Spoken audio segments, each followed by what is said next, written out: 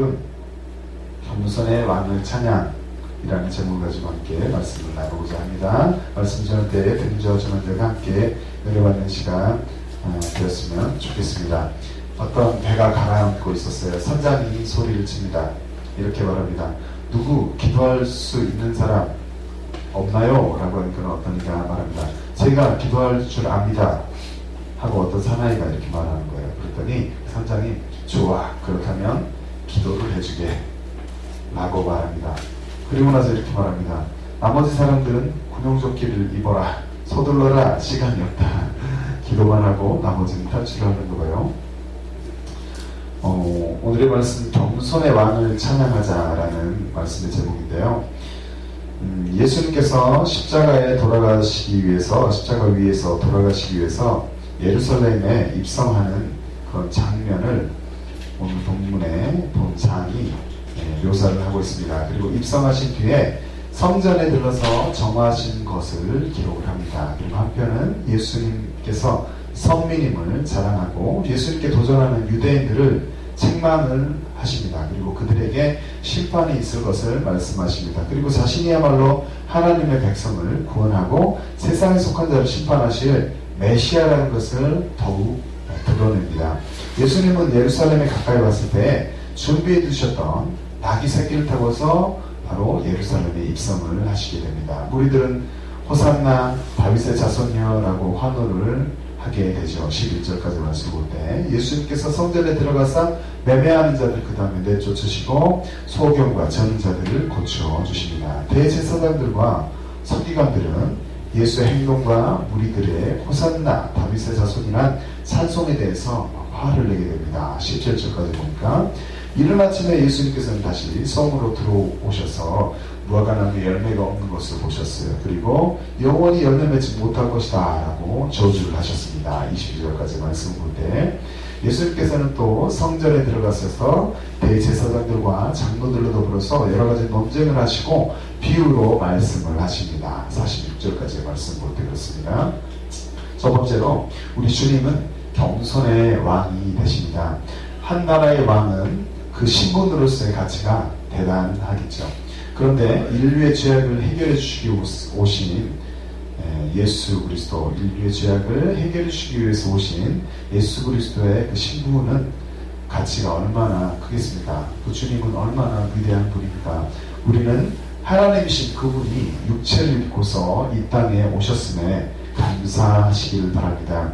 우리의 죄를 대속하시기 위하여서 이 땅에 오신 예수님은 나 한 사람을 천하보다 귀하게 여기시며 십자가를 지신 분이심을 믿으시기 바랍니다. 우리는 이러한 크신 은혜에 감격하셔야 됩니다. 그리고 새 생명을 주신 그 주님을 쫓는 삶을 살아가는 우리가 되시기 바랍니다. 예수님은 누구십니까? 십자가를 지신 예수님은 바로 겸손의 왕이 되십니다. 말귀 위에서 태어나신 예수님은 예루살렘에 입성하실 때도 겸손한 모습으로 입성을 하시게 됩니다. 우리는 겸손의 왕이 되시는 주님만을 기뻐하는 자들이 되시기를 바랍니다. 예수님은 오늘 본문 말씀 보니까 제자들에게 무언가를 요청을 합니다. 무엇을 요청했습니까? 그리고 그 제자들은 그 예수님 말씀에 순종을 하게 됩니다. 오늘 본문의 6절의 말씀을 함께 읽어보겠습니다. 시작. 제자들이 가서 예수께서 명하신 대로 하여 무엇을 주님이 말씀하셨을까요? 예수님은 제자들과 예루살렘에 가까이 이르게 되었었어요. 그리고 두 제자를 보내면서 나귀 새끼를 자신에게 끌고 오너라 라고 말씀을 하고 제자들은 그 말씀에 순종을 하게 됩니다. 마태복음 21장 1절부터 3절에 있는 말씀을 함께 읽어보겠습니다. 시작. 저희가 예루살렘에 가까이 와서 감람산 bet박에 이르렀을 때 예수께서 두 제자를 보내시며 이르시되 너희 맞은편 마을로 가라. 곧 매일 나귀와 나귀 새끼가 함께 있는 것을 보리니 풀어 내게로 끌고 오너라. 많은 누가 무슨 말을 하거든 주가 쓰시겠다 하라. 그리하면 즉시 보내리라 하시니. 나귀 새끼를 끌고 와라. 그리고 누가 뭐라고 하면은 주가 쓰시겠다 하라 라는 예수님 말씀 앞에서 제자들은 어려울 수도 있겠죠. 그 말씀에 순종하니까 남의 나귀인데. 근데 제자들은 순종을 하게 됩니다. 그리고 나귀를 가지고 주님 앞에 가지고 옵니다. 예수님께 마땅히 순종하는 이 제자들의 모습은 저 여러분들에게 교훈이 됩니다. 우리는 친구 되시는 예수님의 말씀에 순종하는 복된 자들이 되어야 합니다. 출애굽기 40장 16절의 말씀을 이렇게 기록합니다. 요한복음 15장 14절의 말씀을 이렇게 기록합니다. 너희가 나의 명하는 대로 행하면 곧 나의 친구라. 주님의 어떠한 말씀에도 순종할 수 있는 우리의 믿음의 태도가 있기를 바랍니다. 구약성경에 등장하는 모세도 하나님 말씀에 잘 순종하는 자였죠. 모세는 하나님께 성막을 봉헌할 때 성막을 이렇게 봉헌하거라 라는 여러 가지의 그런 순서와 종목들이 있었잖아요. 그런데 그 말씀에 순종하였음을 성경은 기록을 합니다. 출애굽기 40장 16절의 말씀에 모세가 그같이 행하되 곧 여호와께서 자기에게 명하신 대로 다 행하였더라. 온유하였던 모세 하나님의 말씀에 잘 순종하였습니다. 우리 또한 우리 모든 뜻과 생각과 이런 자아 또한 내려놓고서 하나님의 말씀에 잘 순종할 수 있는 복된 그리스도인들이 되셨으면 좋겠습니다. 제자들은 예수님 말씀대로 뭐를 끌고 옵니까? 나귀 새끼를 끌고 옵니다. 그리고 예수님은 그 나귀 위에 타시게 됩니다.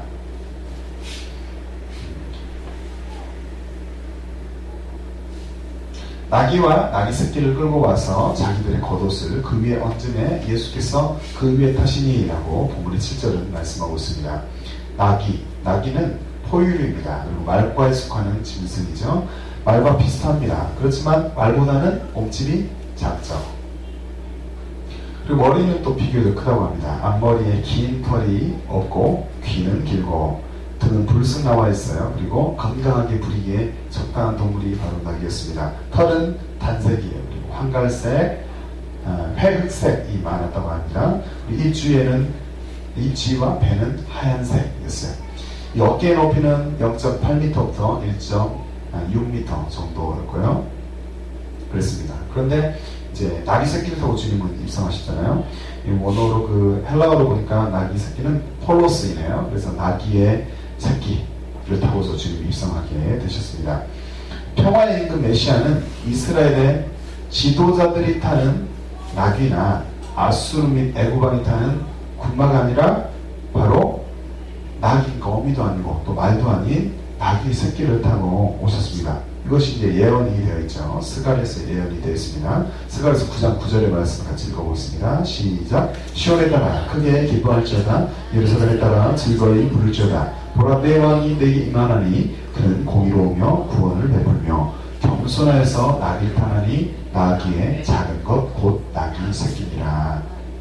남녀노소 누구나 또 죄를 지은 자 모든 피조물을 위해서 주님께서 친히 낮은 모습으로 예루살렘에 입성하십니다. 말구에 태어나셨던 그분께서 우리를 어떤 누구라도 이 정도로 사랑하시고 또 예루살렘에 입성하실 때조차 겸손한 모습으로 나귀 타고 입성하시는 모습에 대하여 성경 기록하고 또 우리는 교훈을 받을 수 있습니다. 스가랴서 9장 말씀에 또 본문처럼 이렇게 예언을 하고 예수님은 나귀를 타고 입성을 하시게 되었습니다. 그리고 이 예언은 예수님의 예루살렘에 입성해서 그대로 성취가 되었죠. 나귀를 타고 입성하시는 예수님을 맞이하는 회중들의 반응이 또 나타나게 되는데요. 대다수의 무리는 그들의 겉옷을 길게 펴었어요. 그리고 종려나무를 길다 펴니다. 오늘 8절 말씀 같이 읽어볼게요. 시작. 무리의 대다수는 그들의 겉옷을 길게 펴고 다른 이들은 나뭇가지를 베어 길에 펴고.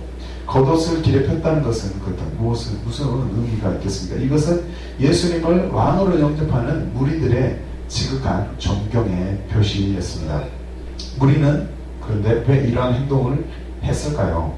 이러한 그들의 행동에는 사실 예수님을 정치적인 해방자로 이해를 했기 때문일 수도 있습니다.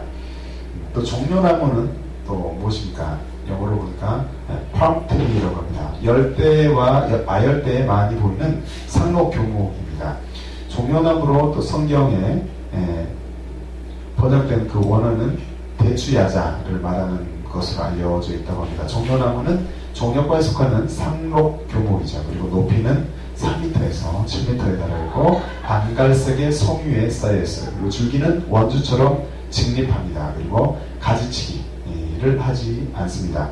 잎은 줄기 끝 자루에 총생하고 각각 30cm의 배에 끝에 가서 손바닥처럼 갈라진 것으로 이렇게 모양이 그려집니다. 그래서 이 이제 무리들이 종려나무를 꺾었는지 잘랐는지 종려나무 가지를 가지고 주님을 막 호산나 외쳤던 것입니다. 우리는 이 종려나무 가지를 가지고서 예수님을 맞으러 나가서 찬송을 하게 되는데, 요한복음 12장 13절의 말씀을 함께 읽어볼까요? 시작. 종려나무 가지를 가지고 맞으러 나가 외치되 호산나 찬송하리로다 주의 이름으로 오시는 이 곧 이스라엘 왕이시여 하더라. 이렇게 해서 종려나무 가지로 주님을 막 높였던 것입니다. 우리는 나를 구속하신 그 겸손의 왕이 되시는 예수 그리스도를 언제나 어디 때나 어느 상황 가운데서라도 높이고 또 그분을 최선을 다해서 찬양하는 복된 인생을 살아가는 우리 모두가 되시기를 바랍니다. 두 번째로는 주님 앞에서 또 어떠한 우리의 또 모습들이 있어야 되겠습니까? 우리는 주님 앞에서 어떠한 삶을 살아가고 있나요? 혹시 환경과 형편을 따지면서 감정에 의존하여서 주님 앞에 그러한 예배자의 삶을 살아가고 있지는 않습니까? 우리는 자신의 상황과 무관하게 주님만을 기쁨으로 높이는 성숙한 믿음의 사람들이 되시기를 바랍니다. 예수 그리스도의 오심은 하늘의 영광이었고 이 땅에는 평화였습니다. 이 당시에나 지금이나 어떤 이들에게는 주님에 관한 소식이 사실은 못마땅하게 여겨질 수도 있어요. 하지만 우리는 살아계시는 그 주님 앞에 기쁨으로 바르게 반응하는 자들이 되어야 돼요. 그렇게 바르게 반응하기를 다짐하는 이 시간이 되시기를 바랍니다. 우리는 앞에서 뒤에서 소리를 높여서 외쳤습니다. 호산나 다윗의 자손이여 찬송하리로다 라고 외칩니다. 오늘의 9절의 말씀, 본문 9절의 말씀 읽어볼게요. 시작. 앞에서 가고 뒤에서 따르는 무리가 소리 높여 이르되 호산나 다윗의 자손이여 찬송하리로다 주의 이름으로 오시는 이여 가장 높은 곳에서 호산나 하더라. 호산나는 또 어떤 의미가 있습니까? 이 말은 본래적인 뜻이 우리를 구원하소서라는 의미를 가지고 있습니다. 그런데 유대 사회에서 점차적으로 그 의미가 좀 바뀌었어요. 그래서 찬양이나 기쁨의 환호가 되었습니다. 우리는 그렇다면 어떻게 주님을 기뻐하여야 하겠습니까? 시편 기자는 주님을 이렇게 즐거워하였습니다. 시편 118편 24절부터 26절의 말씀은 이렇게 기록합니다. 이날은 여호와의 정하신 것이라. 이날에 우리가 즐거워하고 기뻐하리로다. 여호와여 구하옵나니 이제 구원하소서. 여호와여 우리가 구하옵나니 이제 형통케 하소서. 여호와여 이름으로 오는 자가 복이 있으며 우리가 여호와의 집에 너희를 축복하였도다. 주님을 즐거워하고 기뻐하였습니다. 뿐만 아니라 예수님의 탄생의 소식을 들었던 천군과 천사들도 주님을 막 찬양을 하였습니다. 누가복음 2장 14절의 말씀은 이렇게 이루어집니다. 즉 높은 곳에서는 하나님께 영광이요 땅에서는 기뻐하심을 입은 사람들 중에 평화로다 하니라. 예수님은 우리 모두에게 참 기쁨이 되심을 믿으시기 바랍니다. 제자들도 또 너무나 기뻐하고 주를 찬양했습니다. 누가복음 19장 37절부터 38절의 말씀을 함께 읽어보겠습니다. 시작. 이미 감난산에서 내려가는 편까지 가까이 오시매 제자의 온 무리가 자기의 본바 모든 능한 일을 인하여 기뻐하며 큰 소리로 하나님을 찬양하여 가로되 찬송하리로다 주의 이름으로 오시는 왕이여 하늘에는 평화요 가장 높은 곳에는 영광이로다 하니. 모두가 기뻐했던 것입니다. 하늘에는 평화요 가장 높은 곳에는 영광이 되시는 그 주님을 찬양하는 우리 모두가 되시기 바랍니다. 요한복음 12장 13절부터 15절의 말씀 또 이렇게 기록을 합니다. 종려나무를 가지고 맞으러 나가 외치되 호산나 찬송하리로다 주의 이름으로 오시는 이 곧 이스라엘의 왕이시여 하더라. 예수는 한 어린 나귀를 만나서 타시니 이는 기록된 것이요 따라 두려워 말라 보라 너희 왕이 나귀 새끼를 타고 오신다 함과 같더라. 그 왕이신 그분 앞에 바르게 반응하며 주님을 높이는 우리의 삶이 되시기를 바랍니다. 그런데 주님의 소식을 들었던 사람들 모두가 예수님을 높이지는 않았어요. 모두가 예수님을 높이지 않았음을 우리는 성경을 통해서 알 수가 있습니다. 예수님께서는 예루살렘으로 들어가실 때 성이 막 이렇게 소동하였습니다. 시끄러웠는데요. 그리고 예수님이 누구신지에 대해서 사람들은 궁금해하였습니다. 10절의 말씀을 같이 읽어볼까요? 시작. 예수께서 온 성이 소동하여 이르되 이는 누구냐 하거늘 자, 소동하였는데 그 소동한다는 것의 의미는 또 무엇입니까? 여기서는 예수님의 그 출현으로서 야기되는 불안한 상황을 의미합니다. 왜 이들은 소동을 할 수밖에 없었을까요? 예수님을 바라보는 관점이 어떤 호산나 호산나 했잖아요. 그런데 이 바라보는 관점들이 다 똑같지는 않았기 때문일 것입니다. 예수님의 사역 현장에 있던 이들의 반응도 다양했었어요. 예수님이 갈릴리의 각 마을과 유대와 예루살렘에서 온 바리새인과 율법 교사들을 가르칠 때 그 이야기인데요. 그때 한 중풍병자가 있었어요. 그런데 친구들이 그 중풍병자 친구가 있었는데 그 친구들이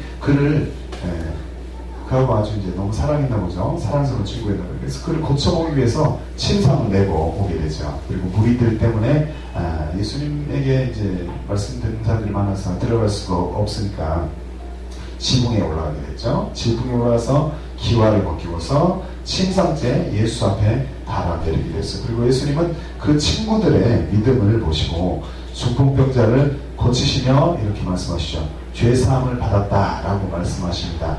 그런데 이때 서기관과 바리새인들이 의논을 합니다. 그리고 예수님의 말씀을 참담한 말이다 라고 하면서 반응을 하게 됩니다. 누가복음 5장 21절의 말씀입니다. 서기관과 바리새인들이 의논하여 가로되 이 참담한 말을 하는 자가 누구뇨? 오직 하나님의 누가 누이 죄를 사하려느냐라고 말을 하는 것이죠. 반응이 다 다르다는 것입니다. 다 호산나 하지 않는다는 거예요. 주님의 역사 앞에서 한 번은 백성을 가르치신 예수님에게 예수의 권위를 두고서 또 대제사장들과 서기관들이 이렇게 말합니다. 누가복음 20장 2절의 말씀입니다. 말하여 가로되 당신은 무슨 권세로 이런 일을 하는지 이 권세를 주니가 누구인지 우리에게 말하라. 주님의 일하심을 보고서 바로 좋은 편에서 아름답게 반응하는 우리의 고백들이 되시길 바랍니다. 복된 인생을 살아가는 우리가 되어야 됩니다. 주님의 오심을 보고서 예루살렘 입성을 보고서 다 기쁨으로 호산나 하면 좋을 텐데 어떤 저가 누구냐 라고 막 또 궁금해하고 해하기 위해서 움직이는 모습들을 보게 되잖아요. 하나님 앞에 주님의 일하심 앞에 아름답게 반응하는 복된 그리스도인들이 되어야 합니다. 말씀을 내재로 갑니다. 우리는 주님을 어떻게 고백하는 삶을 살아가고 있습니까? 예수님이 누구신지에 대해서 궁금해하는 이들에게 무리는 갈릴리 나사렛에서 나온 선지자 예수라라고 말합니다. 오늘의 본문의 11절 보니까 우리가 이르되 갈릴리 나사렛에서 나온 선지자 예수라 하니라. 우리는 신실하신 하나님의 말씀이 반드시 이루어짐을 기억해야 합니다. 마태복음 2장 23절의 말씀입니다. 나사렛이라는 동네에 와서 사니 이는 선지자로 하신 말씀에 나사렛 사람이라 칭하리라 하심을 이루려 함이로라. 주님의 말씀은 그대로 이루어지는 줄로 믿습니다. 주님 말씀대로 예수님께서 또 땅에 오셨고 또 우리를 사랑하시고 또 십자가에서 죽으시고 주님의 역사가 그려지고 있고 또 하나님의 말씀은 또 성취가 됨을 믿고서 우리는 하나님 잘 쫓는 삶을 살아야 되겠습니다. 그분의 이름을 높이는 복된 입술이 되시길 바랍니다. 우리는 좋으신 주의 이름을 높이는 자들이 되어야 합니다. 누가복음 7장 16절의 말씀 보니까 나인성 과부를 예수님이 불쌍히 여겼어요. 그리고 그녀의 아들을 살려주시는 주님의 기적이 나타났습니다. 그 기적을 보면서 사람들은 두려워하면서도 하나님께 영광을 돌렸습니다. 누가복음 7장 16절 말씀 보니까 모든 사람이 두려워하며 하나님께 영광을 돌려가로되 큰 선지자가 우리 가운데 일어나셨다고 또 하나님께서 자기 백성을 돌아보셨다 하더라. 주님은 또 우리를 긍휼히 여겨주시고 불쌍히 여겨주실 분이다. 모든 문제 앞에서 하나님을 모든 그 문제와 상황들을 하나님께 아뢰드리며 주님의 이름 믿음으로 높여드리고 찬송하는 우리의 성숙한 믿음의 모습들이 있기를 바랍니다. 나에게 주님은 어떠한 분이십니까? 시편 기자는 이렇게 고백합니다. 시편 145편 8절의 말씀입니다. 여호와는 은혜로우시며 자비하시며 노하기를 더디하시며 인자함이 크시도다 라고 말씀하고 있습니다. 은혜로우시며 자비하시며 노하기를 더디하시는 그 주님을 기뻐하는 복된 우리의 삶이 되시기를 바랍니다. 겸손한 모습으로 오셨던 그 왕을 전심을 다해서 찬양하는 우리 삶이 되시기를 바랍니다. 찬양을 드리겠습니다. 주의 옷자락을 만지며 찬양을 드리고 나서 하나님 앞에 기도하겠습니다. 겸손의 왕으로 오신 그 주님을 높입니다. 주님을 끝까지 높이고 신뢰하는 우리 삶이 되게 해주시옵소서 라고 함께 기도하도록 하겠습니다. 주발 앞에 무릎 꿇고 불쌍하게 남기네. 어떤 말도 그 어떤 소리도 그 발 앞에서 잠잠해지네. 주 나의 사랑 그 발 앞에 앉아 내 모든 기도는 사랑의 노래가 아내네. 주의 옷자락 만지며 주의 두 발을 지키며 주님 그 발에 입 맞추며 나의 왕관을 놓으리. 주의 옷자락 가지며 주의 두 발을 쓰기며 주님 그 발에 입 맞추며 나의 왕관으로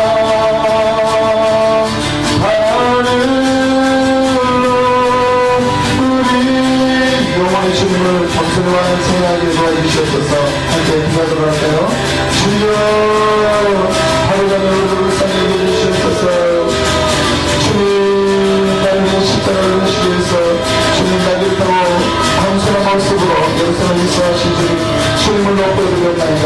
주님을 찬양하며 주님을 사랑하옵나이다.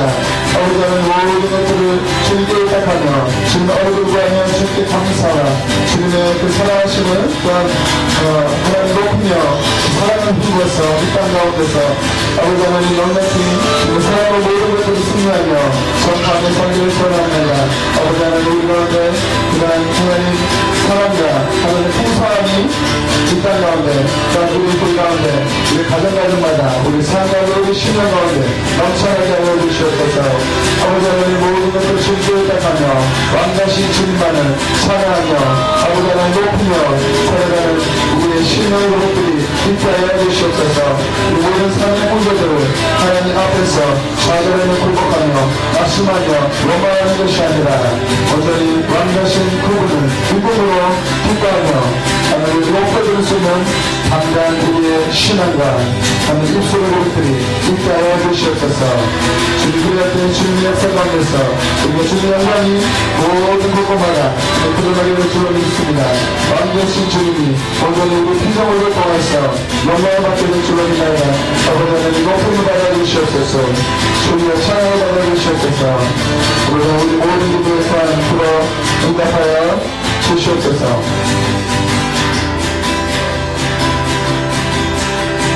주의 옷자락 만지며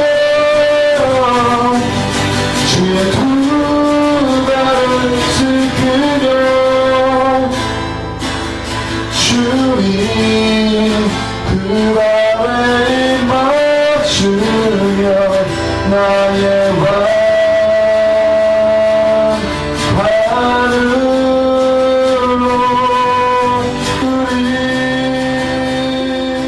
왕관으로 예수님의 이름으로 기도를 하옵나이다. 아멘. 찬송 걷고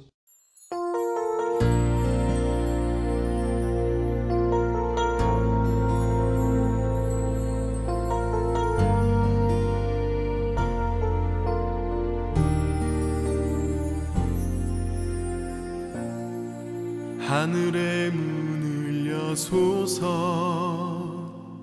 이곳을 주목하소서.